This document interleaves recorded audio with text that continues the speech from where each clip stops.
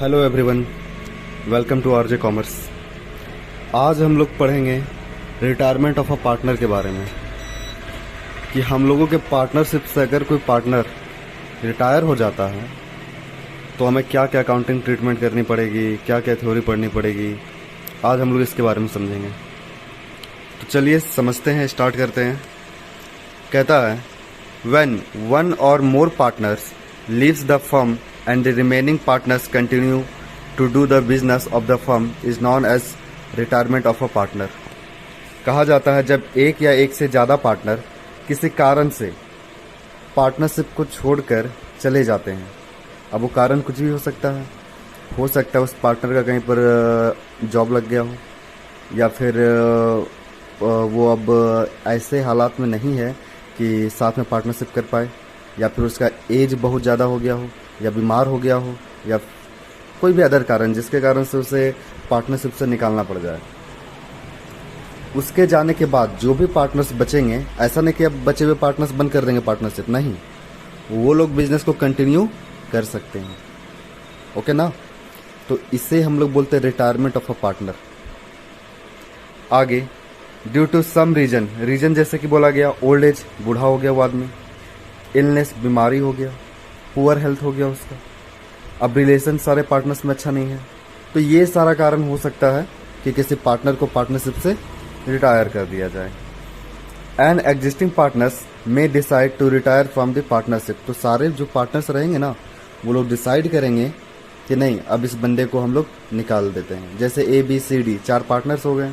अब चारों पार्टनर्स में से डी का ऐसा रिलेशन है कि ए बी सी तीनों के साथ उसका अच्छा बनता ही नहीं है, तो फिर हम लोग को क्या करना पड़ेगा? अब अच्छा उसका नहीं बन रहा तो साथ में तो पार्टनरशिप हम लोग कर नहीं सकते उसके साथ, तो उसे हम लोग क्या किया, हम लोग ए बी सी सब डिसाइड कर लिया और डी को हम लोग पार्टनरशिप से निकाल दिए।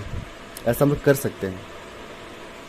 आगे the firm is reconstituted and other partners continue the partnership firm with a new agreement. हम लोग पहले ये पढ़े थे ना कि अगर पार्टनरशिप के एग्रीमेंट में कुछ भी बदलाव आएगा तो वो रिकंस्टिट्यूशन कहलाता है। तो फिर जैसा कि पहले पार्टनरशिप था ए बी सी डी का, अब डी तो चला गया, तो पहले का जो एग्रीमेंट है अब उसमें भी बदलाव किया जाएगा, पुराना एग्रीमेंट को हटा करके नया एग्रीमेंट बनाना पड़ेगा। तो ये भी केस हम लोग का क्या हो गया? रिकंस्टिट्यूशन का केस हो गया। अब कौन कौन पार्टनर बच गए हम लोग के पास में? A B C. अब ये ए बी सी मिल करके अपना बिजनेस को कंटिन्यू कर सकते हैं। ओके, नॉर्मल लैंग्वेज में हम लोग ये बोल सकते हैं, a partner goes out of a firm is called retiring partner और आउटगोइंग पार्टनर। अगर कोई पार्टनर हम लोग के फर्म से चला जाता है तो इसे हम लोग क्या बोलते हैं? Retiring of a partner. Okay, अब ऐसा नहीं है कि अब रिलेशन अच्छा नहीं बन रहा है तो उसे मारपीट करके भगा दिया जाए, ऐसा नहीं। हम लोग को पूरा फॉर्मली तरीके से उसे निकालेंगे।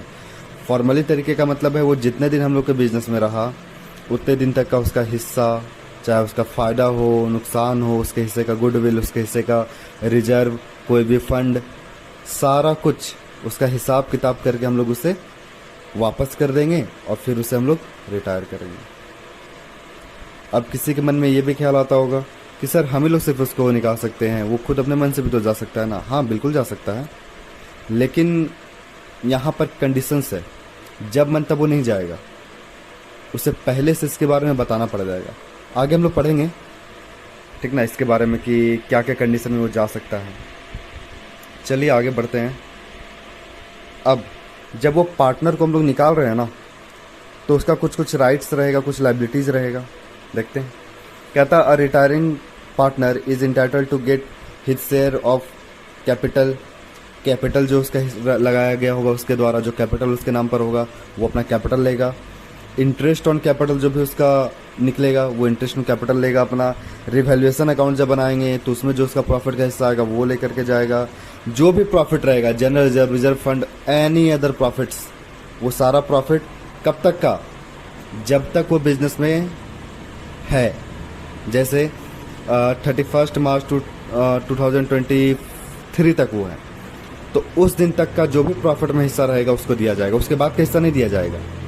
ठीक है, याद रहे, उसके बाद का हिस्सा नहीं, बस 31 मार्च 2023 तक का जो भी हिस्सा बनेगा उसके नाम पर वही उसे देंगे।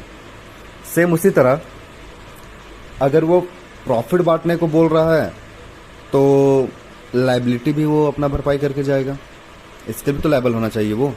जैसे बोला क्या गया कि in share in all the losses, जितना भी लॉस होगा, जितना भी, चाहे पीएल अकाउंट का लॉस हो या एडवर्टीजमेंट सस्पेंस अकाउंट का लॉस हो या रिवैल्यूएशन लॉस हो, ये सारा का लॉस का भरपाई भी तब वो करेगा। अगर वो ड्राइंग किया होगा तो ड्राइंग का पैसा रिटर्न ला करके देगा। इंटरेस्ट ऑन ड्राइंग अगर उसका बनता है तो वो भी पेमेंट वो करेगा। करंट ईयर का जो भी लॉस वगैरह होगा वो सब का वो पेमेंट करके जाएगा। लेकिन इसमें भी ये बात आपको ध्यान रखना पड़ेगा, जब तक वो पार्टनरशिप में है तब तक का लॉस का भरपाई करके जाएगा। उसके बाद का अगर लॉस होता है 31 मार्च तक वो है पार्टनरशिप में, अब वो उस दिन चला गया, उसके बाद अगर फर्म अगर लॉस करता है तो ऐसा नहीं कि उसको बुला करके बोलेंगे भाई तुम भी लॉस का भरपाई करो, ऐसा नहीं करेगा वो। या फिर प्रॉफिट अगर हुआ फर्म में तो वो आकर के बोले कि हमको प्रॉफिट दो, हम भी तो पार्टनर थे, ऐसा नहीं होता। जितने दिन तक का वो पार्टनर है उतने दिन तक का उसका अकाउंटिंग में प्रॉफिट या लॉस दे करके उसे निकाल दिया जाता है। समझ में आ गया सभी को ये बात? आगे क्या बोला गया, he is not liable to any loss incurred by the firm after his retirement. कोई भी लॉस अगर फर्म करता है उसके रिटायरमेंट के बाद तो उसके लिए वो रिटायरिंग पार्टनर लायबल नहीं होता। ओके, आगे देखते हैं। The following are the ways in which a partner can retire. हम लोग ये पढ़े ना कि अपने मन से वो निकल कर जब मन तब नहीं जा सकता, कुछ कुछ केस है इसके बारे में, तो चलिए समझते हैं। कहा गया है सेक्शन 32 सब सेक्शन 1, कौन सा एक्ट के बारे में? The partnership act, Indian partnership act 1932 के बारे में पढ़े थे हम लोग ये पहले भी। कोई भी पार्टनरशिप का रजिस्ट्रेशन होगा तो इसी एक्ट के अंदर में होता है। कौन सा एक्ट है ये? द इंडियन पार्टनरशिप एक्ट 1932 के बारे में। कहता है स्टेट्स दैट अ पार्टनर में रिटायर फ्रॉम द फर्म। क्या क्या कारण से वो रिटायर कर सकता है, क्या क्या तरीके से? तो पहला क्या बोला गया है, with the consent of all the other partners. जितने भी अदर पार्टनर्स रहेंगे वो लोग अगर चाहेंगे तभी वो जा सकता है। जैसा बताया ना, रिलेशन सबके साथ अच्छा नहीं है तो सब पार्टनर मिल करके डिसाइड करके निकाल दिया जाए तो वो चला जाएगा। पहला केस हो गया ये, समझ गए सभी लोग। दूसरा, in accordance with an express agreement among the partners. Agreement में अगर ये बात पहले से डिसाइड रहेगा कि हाँ हम 3 साल बाद 4 साल बाद फर्म को छोड़ देंगे, तो पहले से ये डिसाइड है ना कि वो 3 साल ही काम करेगा, 5 साल ही काम करेगा, 10 साल ही हम लोग के साथ में काम करेगा, पहले से डिसाइड है तो उतने दिन तक का काम करके जा सकता है। तो सर वो अगर चाहे कि नहीं हम 4 साल तक का एग्रीमेंट में बोले 4 साल तक काम करेंगे, क्या 5वां साल में नहीं कर सकता? कर सकता है। तो न्यू एग्रीमेंट बनाना पड़ेगा फर्म को और सभी पार्टनर्स के कंसेंट में ही वो काम करेगा।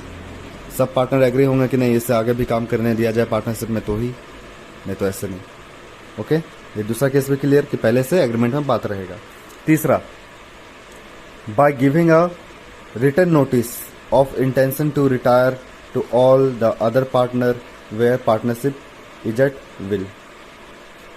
उसे क्या करना पड़ेगा, पहले एक नोटिस देना पड़ेगा फर्म में कि मैं इस दिन इस साल को रिटायर करने वाला हूँ।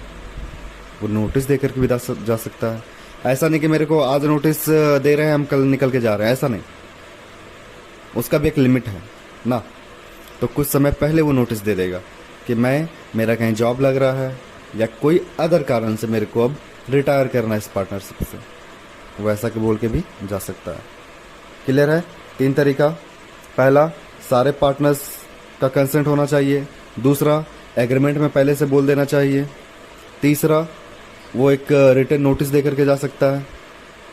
समझ में आ गई सभी को ये बात? ध्यान रखना है सभी को ये बात ना। आगे बढ़ते हैं। अब अगर हम लोग रिटायरमेंट का क्वेश्चन आता है तो क्या क्या अकाउंटिंग ट्रीटमेंट हम लोग को करना पड़ सकता है, हम लोग ये सीखेंगे। तो जैसा याद है आप लोगों को, हम लोगों ने पिछले टॉपिक में ये पढ़ा था कि अगर कोई पार्टनर एडमिशन लेता है तो क्या क्या अकाउंटिंग ट्रीटमेंट हम लोग करते हैं। तो हम लोग ये सीखे थे, पार्टनर आएगा तो पुराने वाले लोगों को अपना हिस्सा कम करना पड़ेगा, मतलब वो लोग क्या सेक्रीफाइस करेंगे, यही ना। और नया फिर देखना पड़ेगा कि बचा क्या उन लोग का, कितना अब न्यू हो गया। वो तो था एडमिशन, क्योंकि वहाँ पे मेंबर बढ़ रहा था। लेकिन यहाँ पर क्या हो रहा है, पार्टनरशिप में पार्टनर क्या हो रहा है, घट रहा है। अगर पार्टनर घटेंगे तो यहाँ पर क्या होगा, बचे हुए पार्टनर लोगों को फ़ायदा होगा। जैसे ये मान लो एक बड़ा सा रूम है, उसमें 4 लोग रहते हैं ABCD ना, तो सब लोग 25% लेकर के रह रहे होंगे। अब अगर D चला गया, रिटायर कर गया, तो उस रूम में हिस्सा बचेगा कि नहीं बचेगा? बचेगा ही। अब जो हिस्सा बचेगा तो जो पार्टनर बच गए वो लोग ही ना आपस में बांटेंगे। अब देखो जैसे टोटल 100% होता है, अब 3 लोग में ही बांटना है, कितना कितना बटेगा? 33% लगभग। तो बढ़ा ना हम लोग का हिस्सा, मतलब ये लोग क्या करता है? गेन करता है। तो ये बात हम लोग को याद रखना है। अगर कोई पार्टनर एडमिट होता है ना, तो मैक्सिमम केस में हम लोग वहाँ पर सेक्रीफाइस रेशियो निकालते हैं।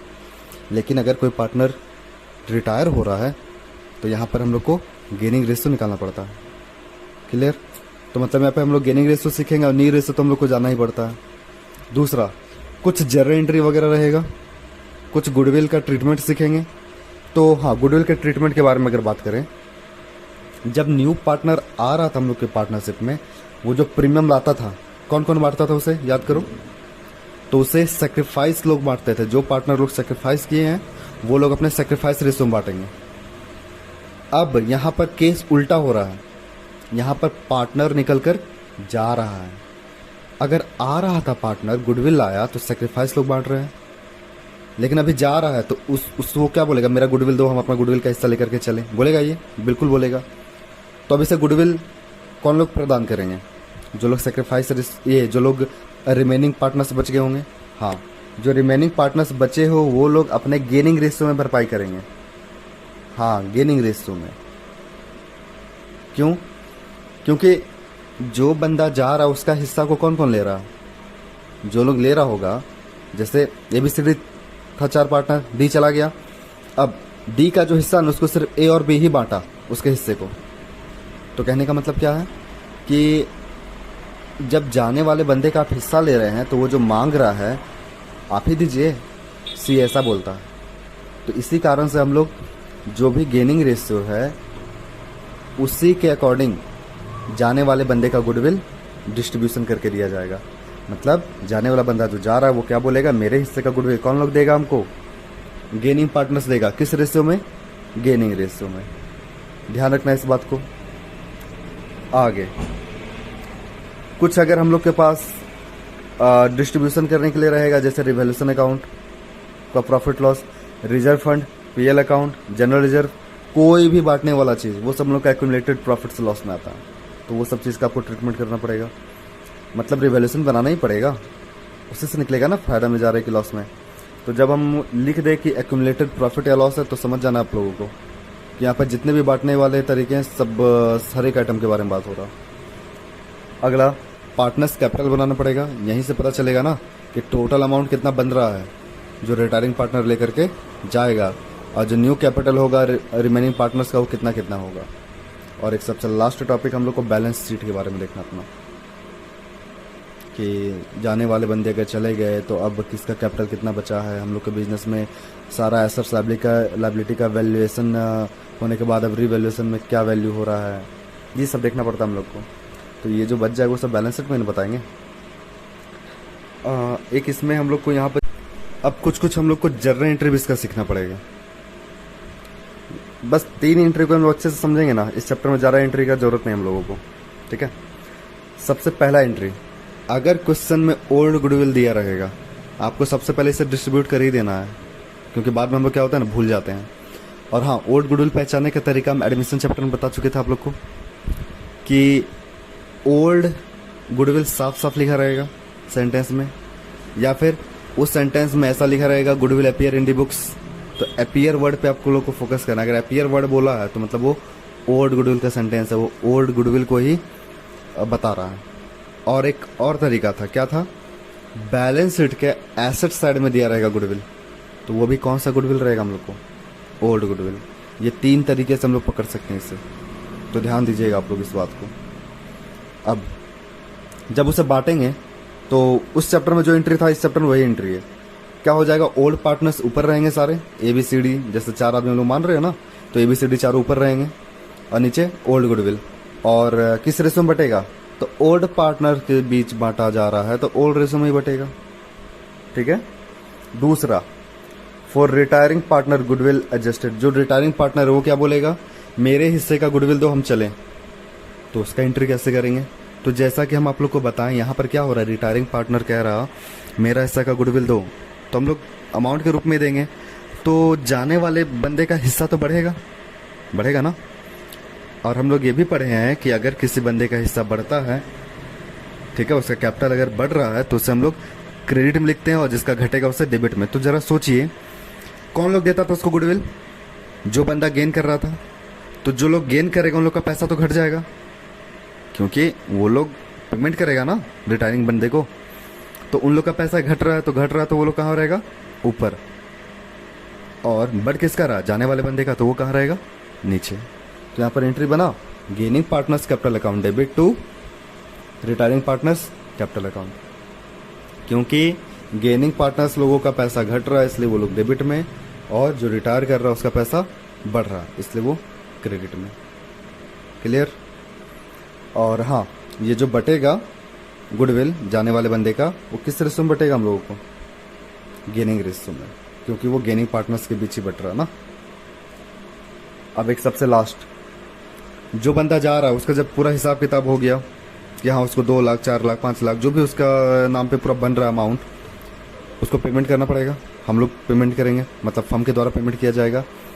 अब बात यहाँ पर आता है, फर्म के द्वारा जो पेमेंट इसे किया जाएगा, क्या फर्म के पास उतना फंड अवेलेबल है? ये भी तो देखना पड़ेगा ना।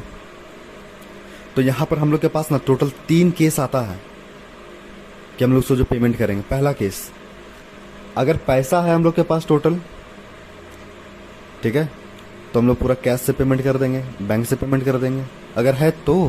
और क्वेश्चन में ये बोला रहेगा। और अगर नहीं है तब क्या करेंगे? तब हम लोग उसको ये बोलेंगे कि सर अभी तो पैसा नहीं है, हम लोग को कुछ टाइम दो, 1 साल 2 साल 3 साल, हम लोग बाद में आपको पेमेंट कर देंगे। तो मतलब हम लोग उस समय उससे पेमेंट नहीं दे रहे हैं, तो उसका पैसा हम लोग के पास में ही रह गया। मतलब हम लोग के लिए क्या है, वो पैसा लाइबिलिटी है ना। तो जैसे डी जा रहा है, तो क्या नाम से लाइबिलिटी बनेगा?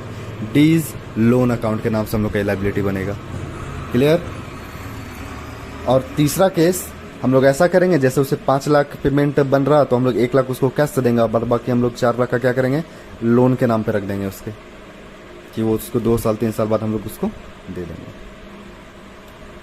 तो यहाँ पर आपको ये समझना है कि मैक्सिमम क्वेश्चन में हम लोग को दिया रहेगा रिटायरिंग पार्टनर को जो पेमेंट करेंगे लोन से, जब कुछ नहीं बोलेगा तो ये मान के चलना है कि उसको पेमेंट अभी नहीं कर रहे हैं, हम लोग उसको फ्यूचर में करेंगे। तो मतलब बस डी जा रहा तो डी लोन अकाउंट लिख देना है।